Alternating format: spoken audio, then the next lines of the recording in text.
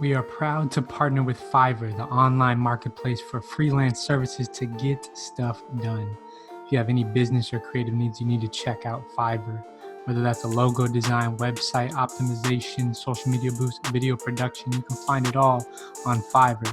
We as the Kingdom Dreamers have used them for many of their services and plan to continue. Check them out at the link in our show notes. As I have a dream, and staggered by the winds of police brutality, you have been the veterans of creative suffering. The ballot or the bullet is to either ignore them or to deny them without giving details. And we stand together to win the war. One small step for man. Yes, we can.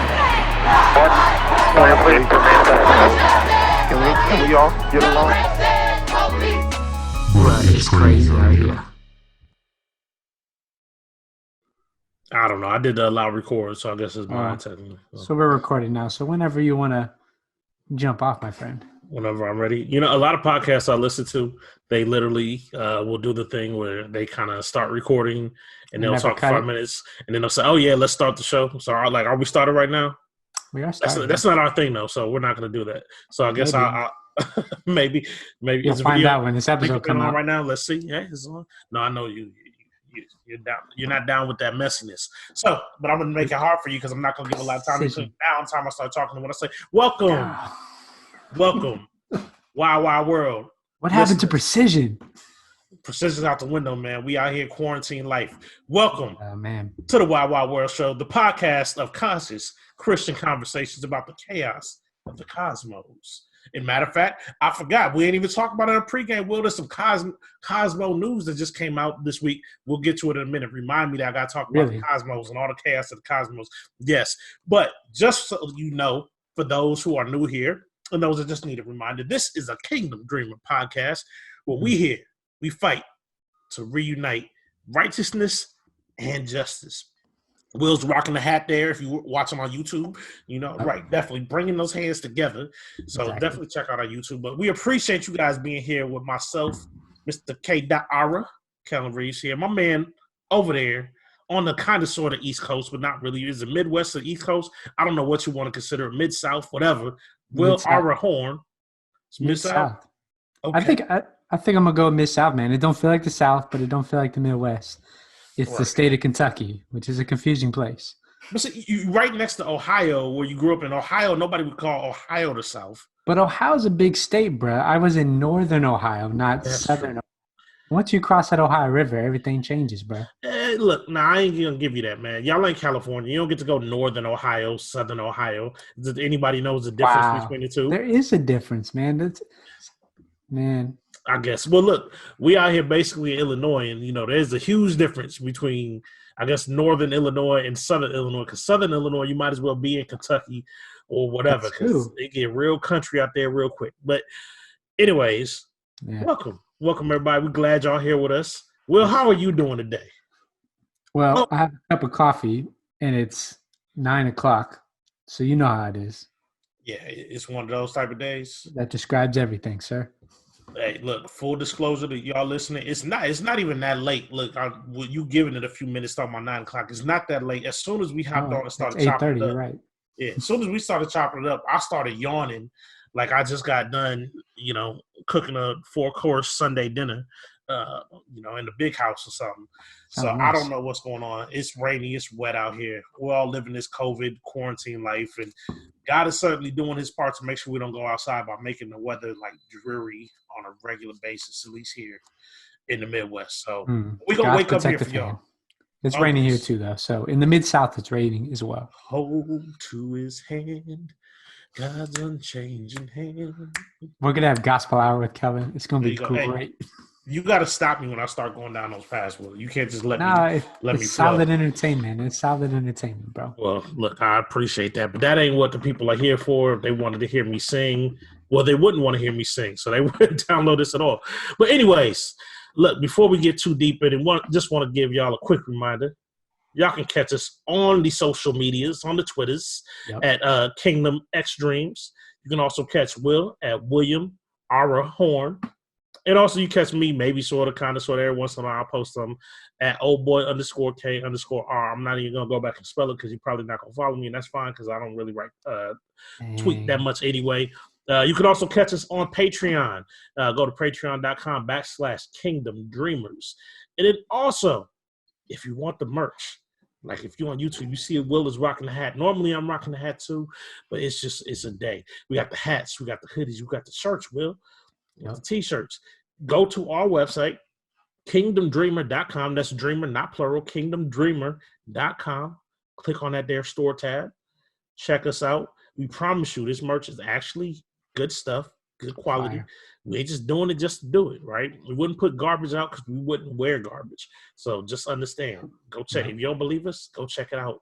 You on your phone, hop on whatever device you're listening to us on. Just take a minute, check out kingdomdreamer.com, and we appreciate you. So, yeah. Now that we got that out the way, so Will, what's going on this week, my brother? Let me first tell you what people think about us, man. What people sometimes it's not a good thing. If somebody says, let me tell you what I think about you, usually you don't necessarily want to hear what comes next. Usually it's negative. But listen, man, we got some positive review out here. We're going to shout out another listener review, just to show some love to the people showing love to us. What the heck kind of shot was that? Ah, you like that, huh? Yeah. You know what we should do sometime? If somebody gives us like a terrible review, we should read that as well. I'm all for it. Look, it'd be great. We are not people that are here for only flowers and roses. You know what I mean? Like, we're both married. Like we both know what it is. You can tell me the real. I can take it. I can handle it. So if you think we suck, that's fine. No, go ahead and put it in the review. We'll deal with it and we'll try to get better. Yeah, we're here for the engagement, right? But we appreciate the love as well. So, shout out to. I think it's like Snibbins, Snibbins. Snibbins. So your man or your woman, Snibbins, said 5 stars. Great, thoughtful, nuanced, and balanced commentary on life in this wild, wild world. Thank you, Snibbins. Snibs. We appreciate that. The love, that's an Apple review. So, hey, give us reviews. You might get shout out on an episode. We appreciate that. It does help us move up the podcast airwaves to communicate about the wild, wild world to everybody. So hit us on Apple, Spotify, all the other places, YouTube, Stitchers. All of that. Matter of fact, please hit us up on all of those. You can feel free to download us on multiple platforms. And then put the YouTube video on repeat and just watch. That if you showing that much love, man, we might have to jump you on the podcast. You'd be out here like, I got them all playing at the same time on repeat. It'd be great. Yeah, look, real talk, because I don't know about you, Will, but I've had multiple people come up to me and say, hey, bro, when you gonna get me on the podcast? Why don't you let me on the show? Typically, my response is, hey, man, if you got something to bring to the audience that they're gonna want to hear, I'm down. But I'm gonna have to change my answer to, if you download enough of our episodes and watch us on YouTube on repeat, then sure, come on. It's all good. Yep. Maybe that's the new criteria. Buy the t-shirts. That's the new criteria. If you a real G, a real fan of the Wild Wild World, we'll get you on.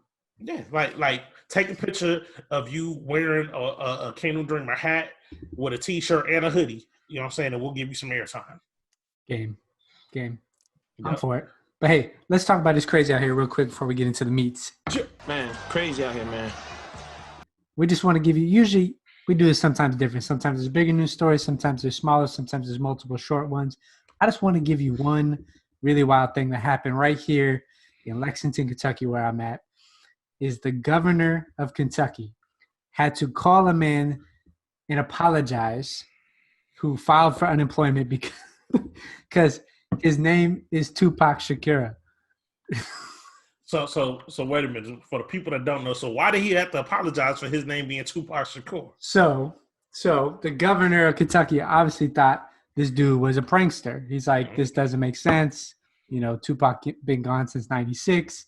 This isn't it. So there was a bunch of, he was trying to take it away and stuff like that. But then the governor eventually had to call. The guy's name is actually Tupac. He changed his name in 1998, 2 years after Tupac died, so that he could, I forget what his middle name is. It's like Tupac. See, I didn't even read. Oh, Lord. So wait a minute. Wasn't this at a press conference where the governor said something about He was calling people off from using fake names to take advantage of the benefits. Yeah, so he called people out, and then he found out it was a real person, so he had to actually call this person. See, well, here's the thing. You can name yourself whatever you want, right? You know, like we all laugh at, we all seen Coming to America when a man said his mama called him Clay, I'm going to call him Clay. But, my old Eddie Murphy said a man has the right to be called whatever he wants to be called. If he wants to be called Ali, I'll call him Ali, right? That's your right as an American, whatever, right? So, it's messed up that, he had to go through that and whatever. At the same time, if you's a grown man and you change your name to Tupac Shakur, and something negative comes about at some point in your life, such as you get denied for unemployment because you chose to name yourself Tupac Shakur, I don't feel bad for you, bro. Like that charges to the game. Like, I'm not glad it happened to you, but I don't feel bad for you. Because what did you think? You had to know something was coming at some point. That's fair. He did change it in 98, so the emotions were still high. And this guy could be one of my neighbors, man. I've been locked in the house since I moved here. That's true. Dang, that is 22 That was 22 years ago. He had enough time to change it back. Like in 98, now granted, I wasn't 18 in 98, but when I turned 18, you know what I'm saying? Like, maybe I wanted to change my name to Sean Carter or something like that. Or the Black Thought, whatever Black Thought's real name is. Yeah, what is his real name? That's a good question. How many people felt, motivated by Kanye? And I guess part of it's different because, Tupac is dead, but I could have changed my name to whatever Big Pun's real name is, but 22 years later, I might be like, you know what? That's probably not one of the wisest choice. Go back to your real name of Earl or, LaVishka or whatever his name happens to be. No, you don't have this name. You don't have 20 years to rectify that.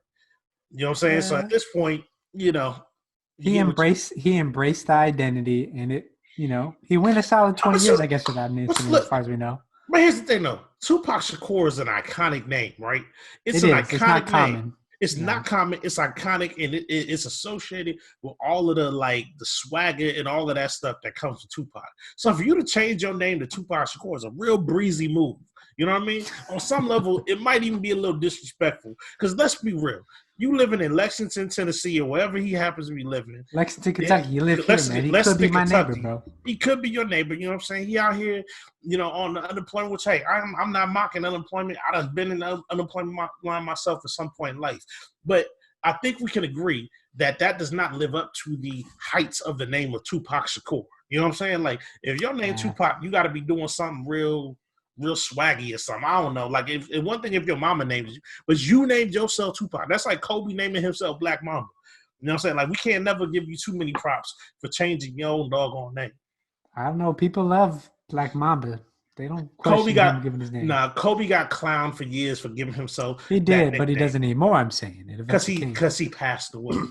And he leaned, and before that, he leaned so far into it. It was all right. This ain't really funny anymore because Kobe won't give this up. And he's naming his basketball teams the Mamba Elite and Mamba Academy and all of that stuff. Like, it was like, okay, like, we were clowning because it was silly, but you are living this life.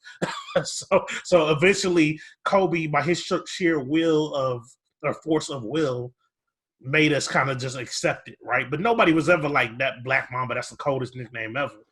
We just, we respect Kobe. So we like, all right, Kobe, like, that's what you want to do. Fine, we'll roll with you. But I doubt this man named Tupac Shakur did anything like that. I don't know. I want to interview Tupac. I'm not. Notice his Cal Antonio shade. If I run into you in the streets, know it's all love coming from me.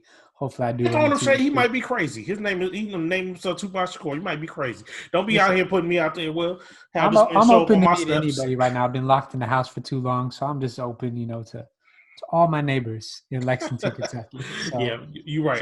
You can't be clowning because Will might get jumped. So. That's, for real though, you might look me up after this because you went off on this man. So, hey, well, he got to be at least near 40. Hopefully, he is. I think he's in his mid-40s. So okay, well, hopefully he done grown out of jumping people. But if not, watch back, Will. All right. Actually, you staying in the crib, so I guess you're good. That's fair. But with that, I don't have any more crazy out here. So let's get a little entertained. Are you not entertained? Are you not entertained? Is this not why you are here? That is entertaining. So, look at here. So in this segment, we try to bring you something that is from the world of entertainment. We are all being entertained a lot right now because we're in the house. So there's a lot of movie watching, not a lot of sports. However, there was a sporting event that happened. Was it last weekend, Will, or the weekend before? Time is going so weird right now. This last weekend, man. Yeah, this past weekend. That feels like a month ago.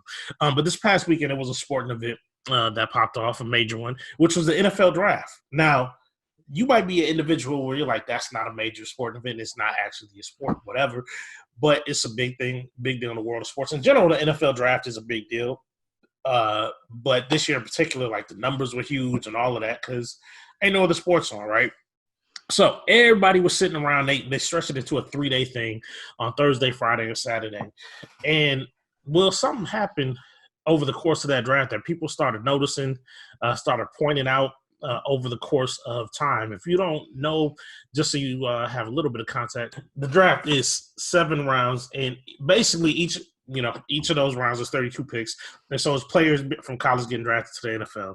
And so when a player gets drafted, they usually drop a little bit of information. Here's who the kid is, what school, what position he plays, some good things about him, some things he'll need to work on, whatever. And then, because they're trying to make this an event, because there's way too much time between picks and they're trying to sell advertising, they're trying to make this into a kind of human interest thing, right? So then they want to put in little factoids about each player, forgetting the fact that the majority of NFL fans won't ever remember 90% of these guys again, right? So what happened during the draft, Will, was somehow, some way, they started sharing like the most sad, devastating, tragic elements of these kids' lives. And people started noticing it because it was over and over and over again. It'd be Johnny Smith is getting drafted from whatever school. At the age of 5, his mother died of colon cancer. Joe Jackson, at the age of 17, his little brother died in a tragic boating accident. And it was just all death and cancer and parents in jail. And the tattoo on his left bicep is for his baby sister who died at the age of 1 after battling disease. And it was just over and over and over, like the most sad part of these guys' lives was just put out there in the middle of them talking about how fast he was and if they thought he was a good fit for the team he was drafted. So I got some thoughts on it. I know there's been a lot of thoughts shared on it, but what was your initial reaction as you were watching this stuff? Well, I thought it was super noticeable because they've always, the past few years since they kind of changed it into trying to make it like a primetime thing, the draft, and divided it in 3 days, they've done this factoid thing. But it was literally, my wife was actually watching with me. It shows you how isolation works now. She'll actually watch the NFL draft. But it was wild. It was literally like every pick was like every player got a tragic backstory, like the NFL trying to be an anime series where his father died and then his cousin got shot and then his best friend playing ball died and then got struck by lightning and stuff like that. So now he played for them. He wears the number 24 because that was his best friend's birthday, who died in a car crash on the way to a basketball tournament with him. Like, yo. And sometimes it's like, all right, if they wanted you to share something about like some, deep tragedy they went through, that why they play, that's cool. But half the time it seemed like they was just pulling this stuff out. Like they were interviewing one cat, I don't even remember who it was, but they were interviewing one guy and talking about one of the tragedies, and he wasn't ready for it. Like it was just like, yeah, you know what I mean? So it's almost like they're just like pulling random pain, crazy backstories out of people for no reason. There was I think I noted only one like positive factoid. Yeah. And I watched the first 3 rounds.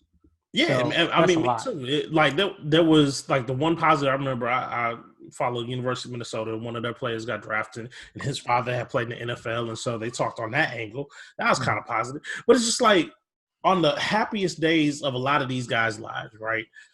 You have to tinge the joy and the essentially being drafted to the NFL is, the next best thing for guys been playing football for their whole lives. Now they're drafted to the NFL. That's a major thing. It's not the tip of the iceberg because obviously you can have an NFL career, but and I'll get back to this point later. For a lot of folks, NFL careers are very short, right? Yeah. So being drafted is a huge deal. It's put all this time, you worked all this time, you've gotten essentially to the top of your craft before the professional level, and at that point, they want to remind you of all the sadness and tears and heartache that you've dealt with in life that may have very little to do with, you being good at football, Yeah. And, I was actually talking to my father. He made the point, and I think he actually wrote something about this as well. I hadn't got a chance to read it.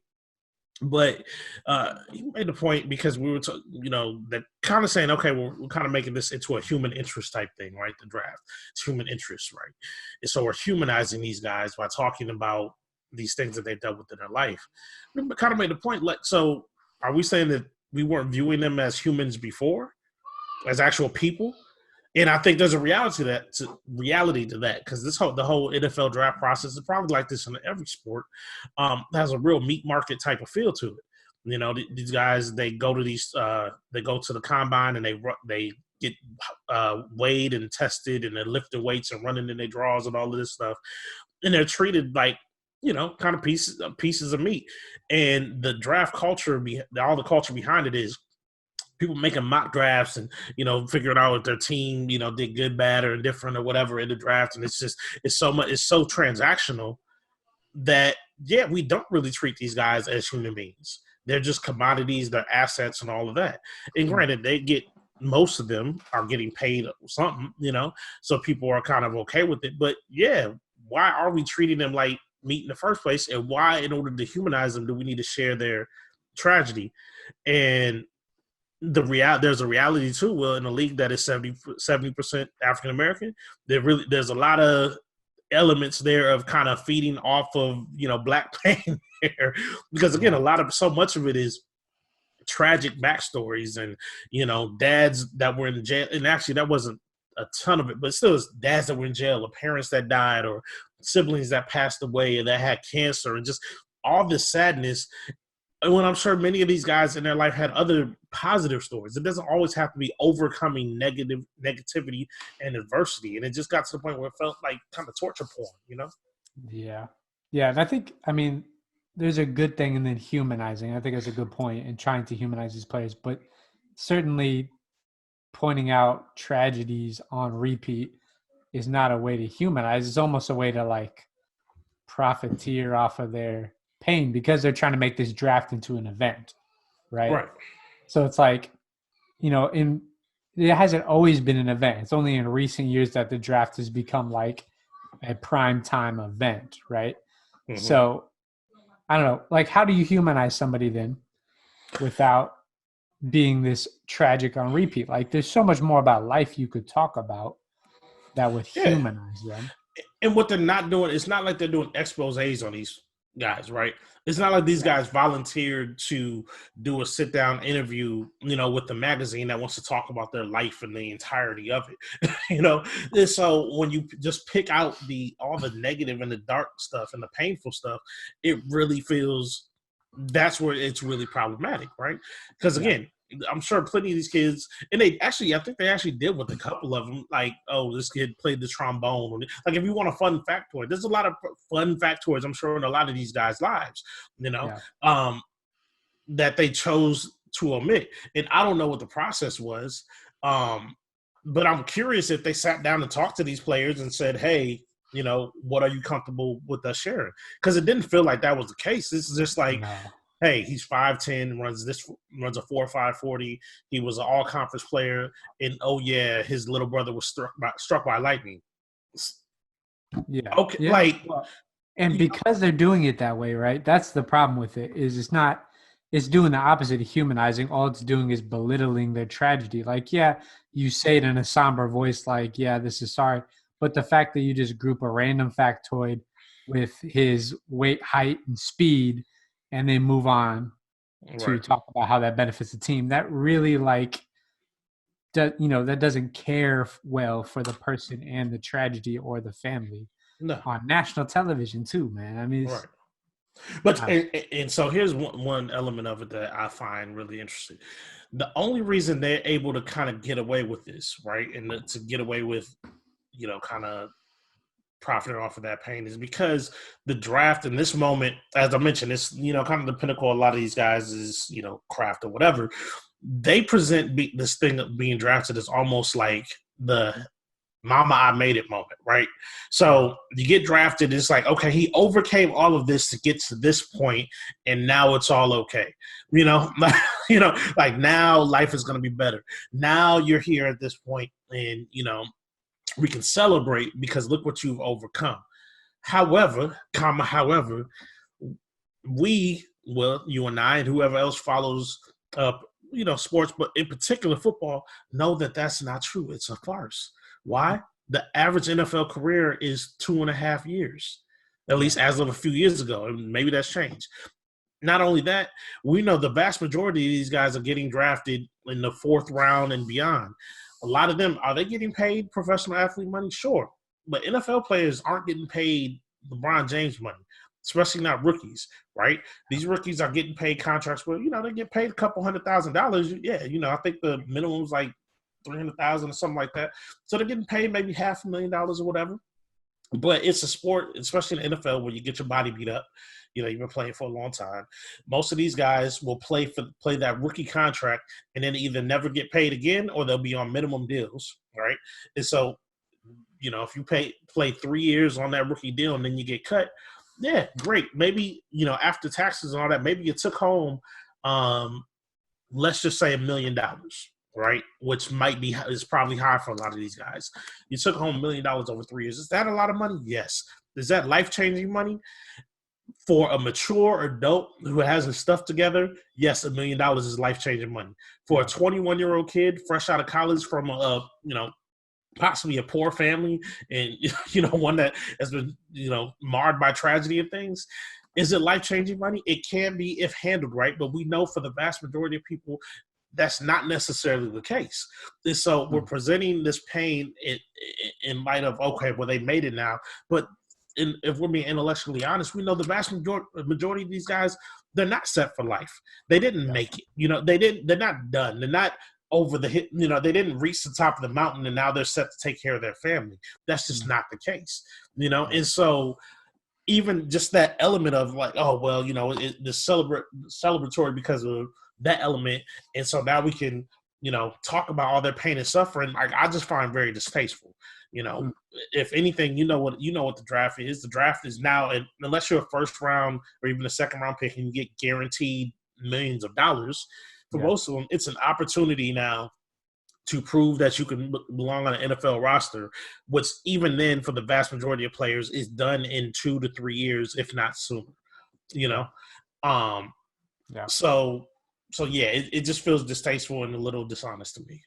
No, and that makes me think about, and I'm thinking this is on the fly thinking, but part of my problem with the NFL over recent years, and we've talked some about this on the podcast in previous seasons, is just they're pushing like this, super American narrative.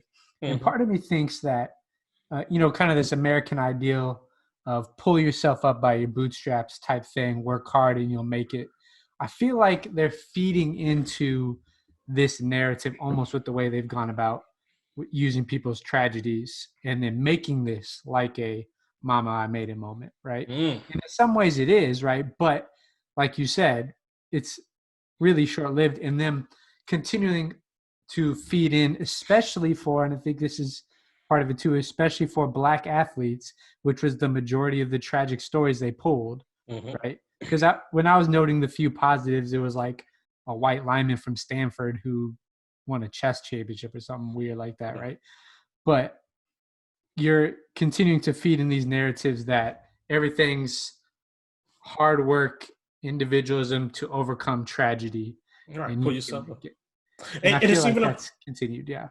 Yeah, and it's even important to note that, it wasn't even all some, daddy was locked up type stuff, which you would kind of expect, or cousin was shot and killed. Like, it wasn't even all that. It was literally car crashes and struck by lightning and cancer and all of these sorts of things.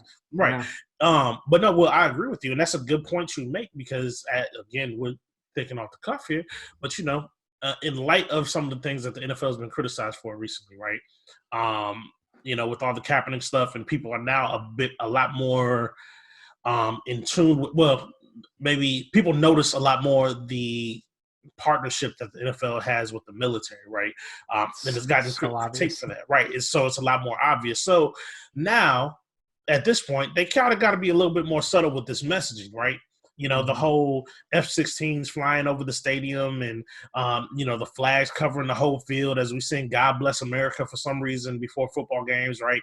Yeah. We have to be a little bit more subtle. So you're right, this very quote-unquote American pull yourself up by your bootstraps message, overcoming tragedy.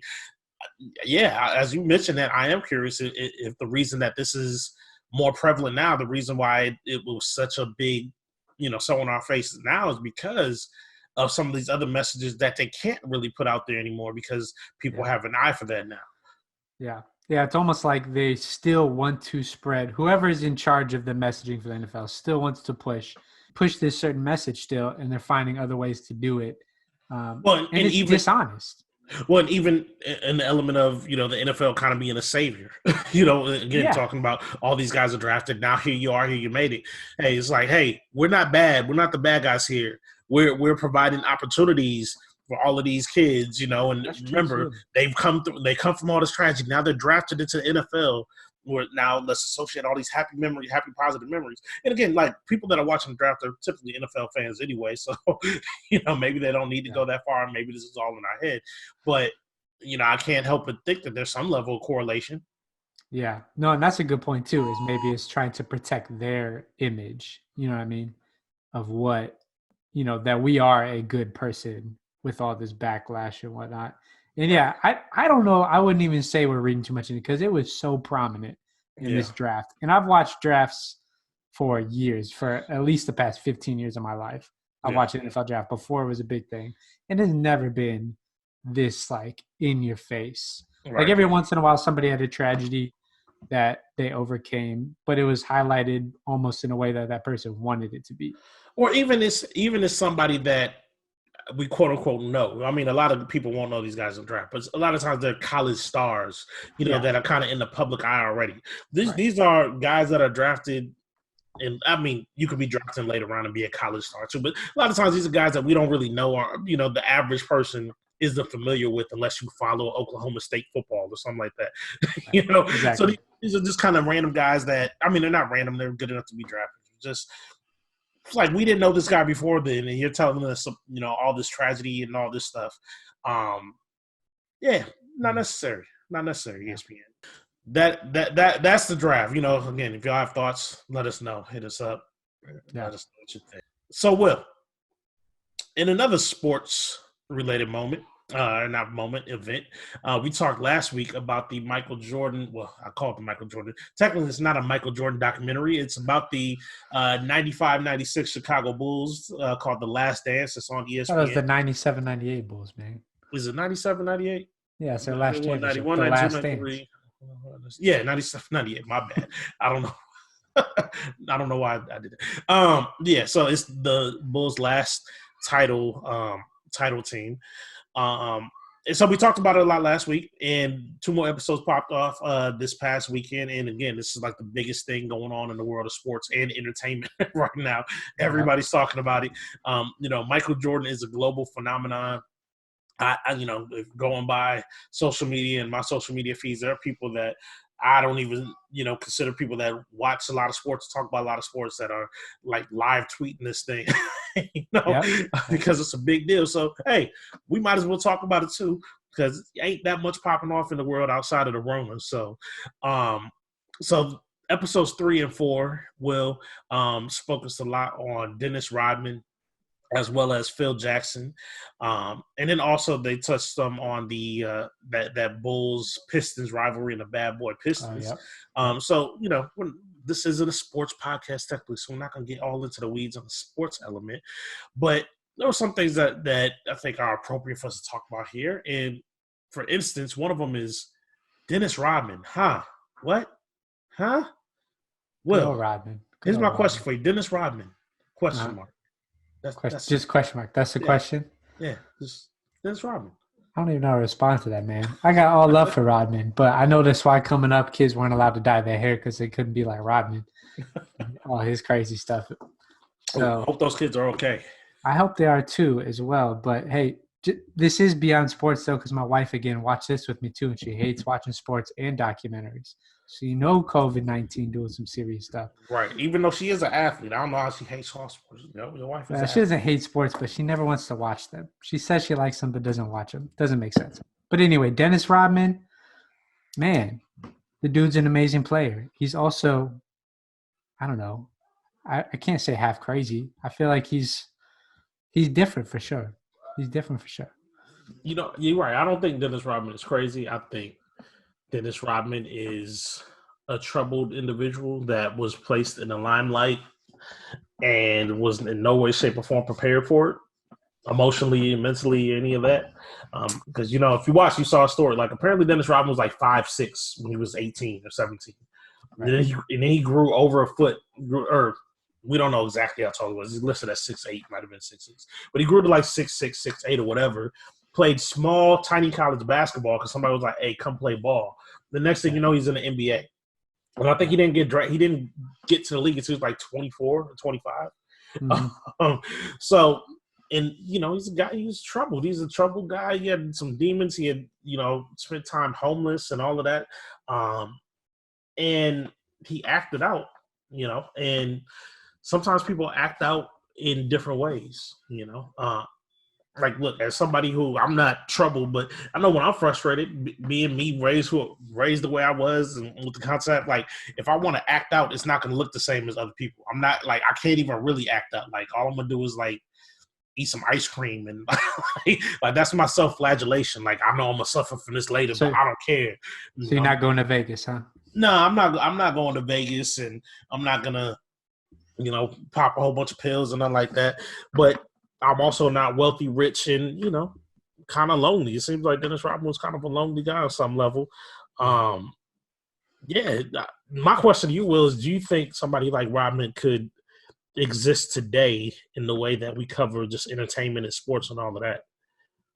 That's an interesting thought. I mean, I think he could exist today. I think it would look different, the type of pressure, because of the way social media works. I mean, I guess we don't see athletes quite like Rodman, but like we've seen a whole host of new age rappers that are very similar to Rodman in terms of like chaos as identity. At least that's how it became later in Rodman's career, at least how he's perceived by the media.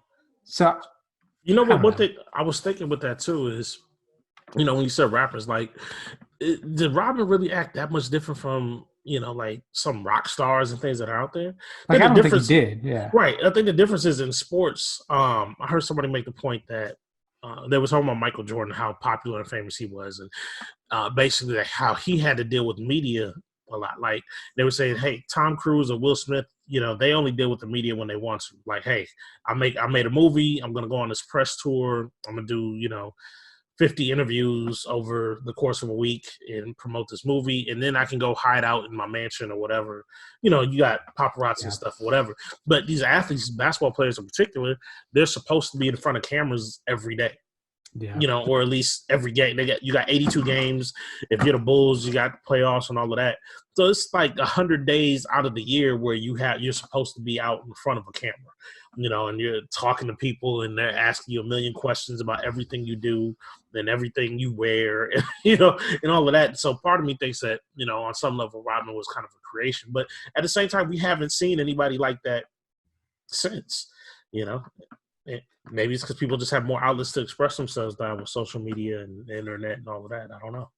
Maybe. I mean, for sure, I don't think he would be able to pull off the go to Vegas on the low vacation type thing they talked about, because it would be all over the place and there'd be so much backlash. Because we do hold athletes for some reason. We hold them super high but don't care what they say, right? That's kind of the culture of America. Like, we absolutely idolize athletes of our team and all that, unless they say something that disagrees with our, culturally built ideal of the world, right? Then we say, be quiet. But but something like Dennis Rodman, right?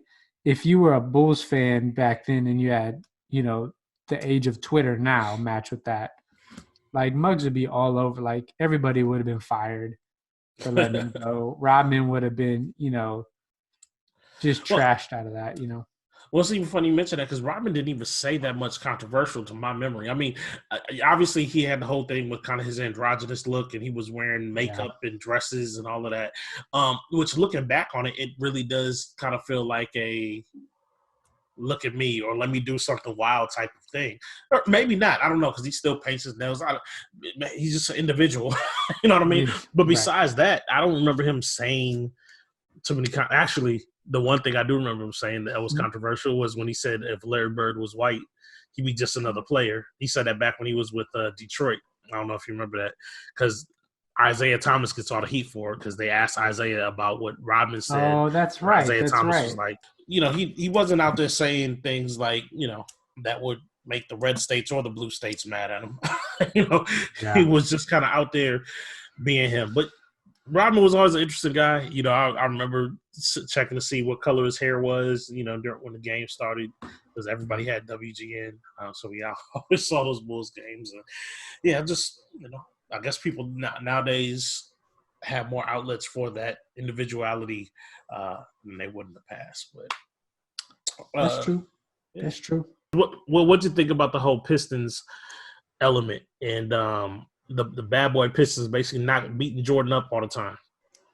I mean, I know I've seen one of my favorite 30 for 30 documentaries is the one on the bad boy Pistons, just because it's a fun team to watch. And I'm not a Bulls fan or necessarily a Michael Jordan fan, so I never had any hard feelings for it.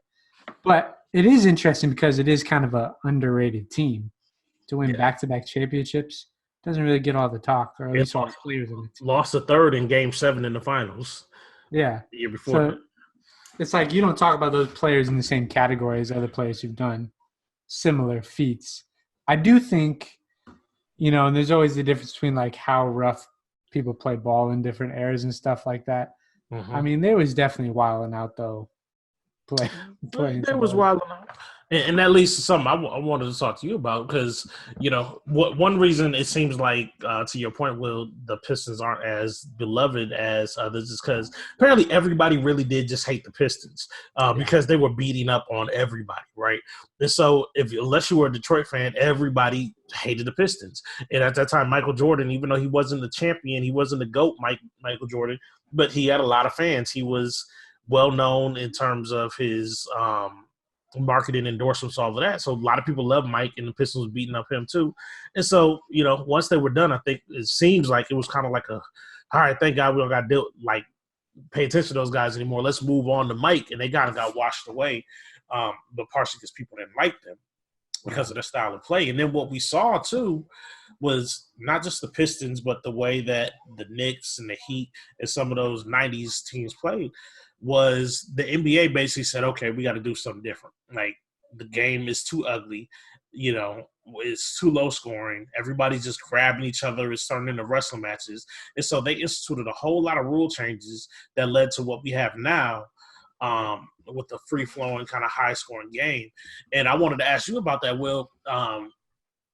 Even, for those of you out there, even if you're not a basketball fan, it is just interesting that the NBA did this. The NFL did this. Major League Baseball, I think, is doing this on some level, where these sports leagues are saying, hey, we're willing to change the game around and change the rules in the game to just make it more entertaining. Not even to make it a quote-unquote better game, just to make it more entertaining because we want people to watch without, just seeing Michael Jordan go to the free throw line 25 times, even though James Harden is doing his best to bring that life back. But so I guess, well, what's your opinion on that and the level of change that these leagues are willing to go to, I guess, improve the enjoyment level of their products, so the entertainment aspect?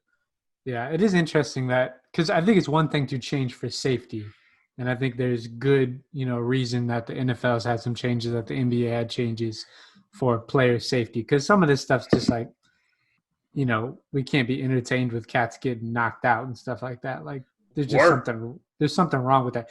Even though that's what we used to do. Remember, it used to be like the top 10 big hits watching an NFL player just get knocked out and stuff. And there's something, as a kid, I remember being like, it was so awesome to see that stuff. But it's like, when you reflect on it, there's something pretty disgusting about being entertained about somebody getting knocked out. Like, so I'm all for change if it's for safety. It is interesting to think about change, though, for entertainment purely, which really shows you the core of these leagues is entertainment for money.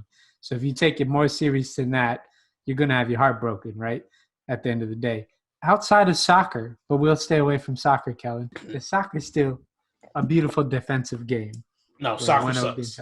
Yeah, Keep me saying soccer sucks in there. Whatever they've done to soccer to make it better has not worked. Because every time I try to sit down to watch a soccer game, I seemingly watch 47 minutes, and nobody scores, and the ball is barely in the, I don't know what you call it, the front field, front court.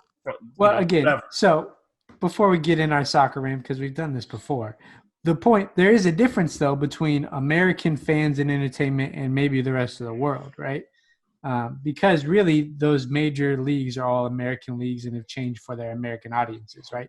Major League Baseball now has a timer in between innings, a timer in between, I believe hitters now and stuff too. Like the pitcher can only take certain amount of time between each pitch and stuff like that, right? Those are new to the game, right? It's about speeding up the game, making it higher scoring, those type of things. Part of that, I think, just says we don't have a good attention span, right? If you're fouling and doing all these, things just like the NBA, you slow the game down. Cats can't watch 2-hour games anymore. But see, there's the difference though. Like baseball is baseball. The thing is, there's not that many different ways to play baseball. Like baseball highlights suck. Why? Hey, don't say that. I mean, let's be real. What are the baseball highlights that are out there? You get A, a home run. You get B, a leaping catch. You get C, a diving catch, or you see somebody diving in the infield, to stop a ball or to catch a ball and throwing it to first and getting a double play or whatever, right? Baseball highlights are like baseball, just because of the nature of the game. You're hitting the ball with the stick and you're running the bases. It's not the type of free-flowing game that lends itself to, different things. So I think, honestly, some of the stuff with baseball, they're trying to speed it up because they need people to be willing to sit there and watch it on TV for, a couple hours or whatever. And it's not going to bring – speeding baseball up isn't bringing new fans to the game because it's not changing the game. You either like baseball or you don't, right? That's Maybe fair. you learn a little That's bit of strategy, but baseball itself is just the nature of it. It's a kind of a closed circuit type of thing. You know what I mean? Yeah, it's a more precision game, though. That's what I'm saying. Right. So it's not – you're right. It's not the fast-paced highlights full. Yeah, it won't be. Even soccer, there's more things that can happen on a soccer field because it's free-flowing in the ball games, right? That's fair. Point being, I think with the way that these leagues operate, I think, you have to be careful because you do want to be able to give people something familiar, right? Like if you watch NBA basketball today and you watch an old clip from the Bulls in, 93, the game is so completely different. Like where the shots are taken, the way offenses work, what defense can do. Like it's a very, very, very different game, which is kind of why I think some of the cross generational comparisons are kind of silly. You know what I mean? Like that's true. They're like, oh, Michael Jordan would have killed today. Steph Curry would have killed back then. And I'm like, it's a different game, right? Who knows? Okay. Although I do watch those old games, and I'm like, they did not play the type of defense that people want to pretend like they play. Everybody loves their era more than it deserves, probably. So, yeah, look, athletes get better every year, is how I look at it. So guys get more skilled, faster, stronger. They figure out better health and nutrition, all that stuff every year. So if you ask me, every era is better than the one before it. But that's why we don't compare players to previous eras or whatever. We got to compare them to how dominant they were in their own time. So, in conclusion, Will, sports is changing. Keep up. Don't be one of them old fuddy-duddies out there talking about back in my day because your day sucked. Just like our day would have sucked. You know what I'm saying? In 20 years, when we telling our kids back in my day, LeBron and Steph Curry, they'll be like, shut up, Dad. Your day sucked too. So – that's right. Yeah. I do hate the back in the day for anything. It's pretty bad. But anyway. Yeah, no, they better not tell me to shut up. But but before we move on, though, I do just want to remind all of our listeners that about Stitcher Premium, not just regular Stitcher, but Stitcher Premium. All of our listeners can get free Stitcher Premium for 30 days by using the code Wild World. That's not Wild, just one Wild World. And you get Stitcher Premium free for 30 days. After that, Stitcher Premium is only $4.99 a month or $34.99 a year. So what do you get with Stitcher Premium? You might be asking. Well, Stitcher Premium is a premium podcast or premium subscription to Stitcher that includes bonus episodes and exclusive shows from hit podcast hosts, early access to popular podcasts, and ad-free shows. So ironically, we're reading the ad right now about ad-free shows, but that's life. Ironic. Ask Alanis Morissette. But if you like comedy, there's shows such as Comedy Bang Bang, WTF with Mark Maron, or one of my personal favorites, How Did This Get Made? There's true crime shows like Criminology, and you have pop culture shows like LeVar Burton Reed. So check those out. Go to Stitcher Premium. Again, you can try it out for free for 30 days, and if you don't like it, you move on with your life. But if you do, it's only $4.99 a month or $34.99 for the rest of the year. So check that out, please, and thank you. Word. So with that, it's been a good episode. We're going to come back here, bring you some Patreon exclusives. So if you're not supporting us on Patreon, you should do that. You get exclusive benefits, you get merch, you support the show. Fact is, creation's not free. We love to do it, but it's not free, so we need your help to continue to do it. So check it out, patreon.com/Kingdom Dreamers. You can support us anything, and then you'll get the exclusive content along with a bunch of other stuff. We got a book club, merch, all that. Check it out. But we're going to move on to the Patreon only. We're going to talk about strategies for mental health during COVID-19. And maybe if we have enough time, we'll talk about our Mount Rushmore of most hated teams. We'll see how we're feeling since we talked a lot of sports today. But everybody's watching sports, including my wife. So we figured you guys would at least relate, because this ain't a sports podcast. This is about the wild world. So you know what it is. You know what it is. We'll see you next time. See us, kingdomdreamer.com, Wild Wild World. Yep. Peace.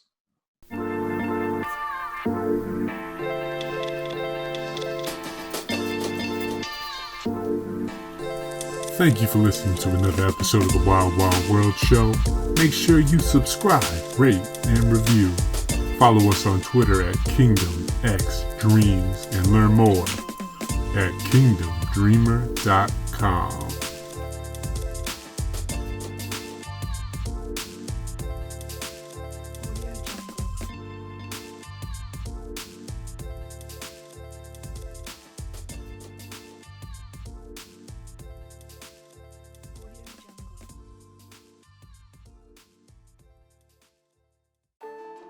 This podcast is sponsored by Logos Bible Software.